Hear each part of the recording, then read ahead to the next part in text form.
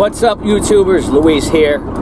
So I figured in this video I'll show you guys how to load one of the most common cars that I come across. It's usually a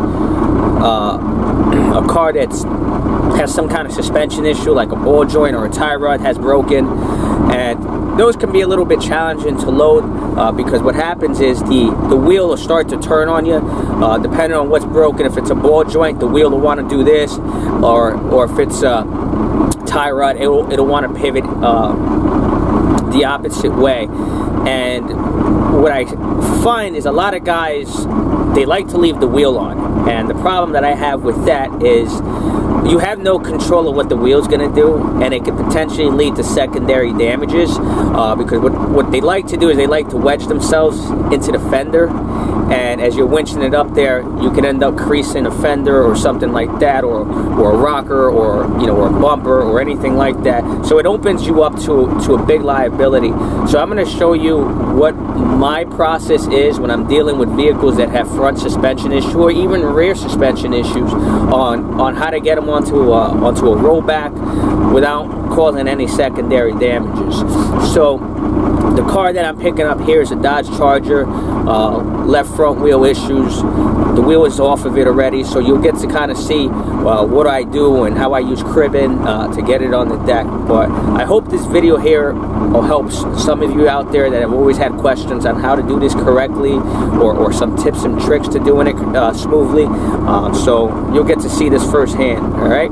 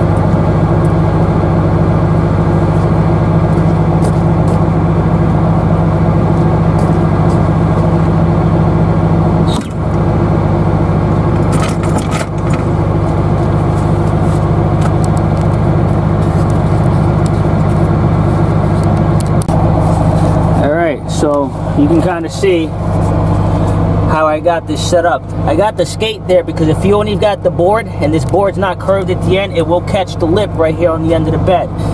That's why I got the skate there. Another thing you kind of got to watch out is that sometimes these blocks, they'll slide on you. So you got to make sure that it's going to grab before you start winching on it, because it will kick the block out. As you can see there, I got my Mini J in a frame slot there. We're going to put the thing in the neutral and we're going to go up with it. I had my J hooks on here before, but they're just too bulky for what I need them. But that's that. So jack it up, get your oak block under there, and if you're wondering where I've got it under, it's underneath the subframe there. So the subframe actually goes from this side of the car to the other side. So that is a sturdy point. One thing I want to note is just be conscious of where your chain is going, because if I would have ran my chain around the outside of the block, when I go to winch it up, it's going to want to push the block that way.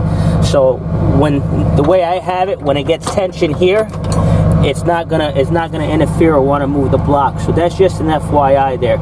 There's many ways to skin this cat, and in case you're wondering, they do sell control arm skates and skates that are actually big blocks like this.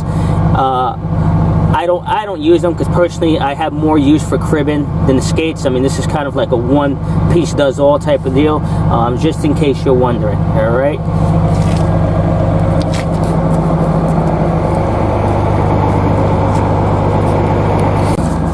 So we're getting in the car to put it in the neutral, and these won't go into neutral even with power.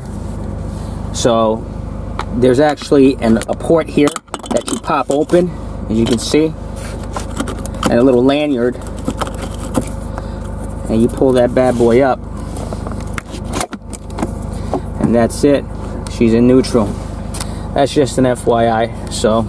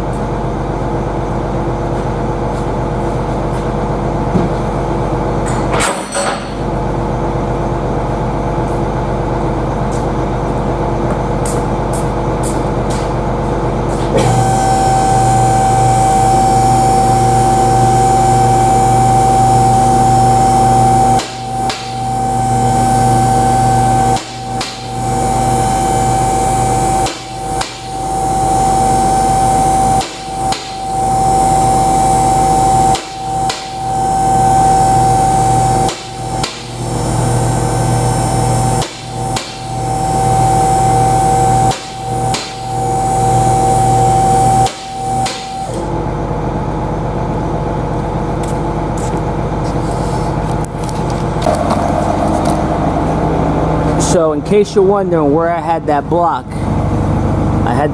right here on this subframe, and right here. So you want to make sure where you're putting that block, it's structural. You don't want to be putting that block here on this transmission pan. You don't want to put it up here.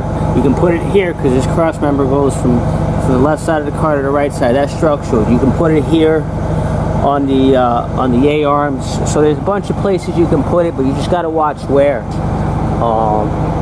This car hit a curb, so one of the accounts that I do work for towing asked us if we can throw a subframe in it and perhaps do some other work to it. So a bunch of mechanical on my side, they're going to do the body work, like, you know, like this and this damage here. But I hope you guys learned something from this video, and you can see how easy it is, especially when you just remove the wheel.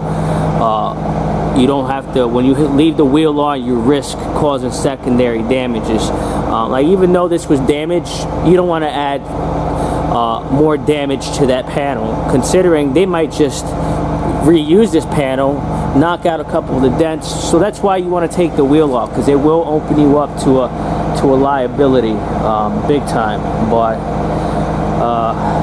well, that's all I got for you. Hit like and subscribe, and if anybody's got any questions, feel free to leave it in the comments. Thanks for watching.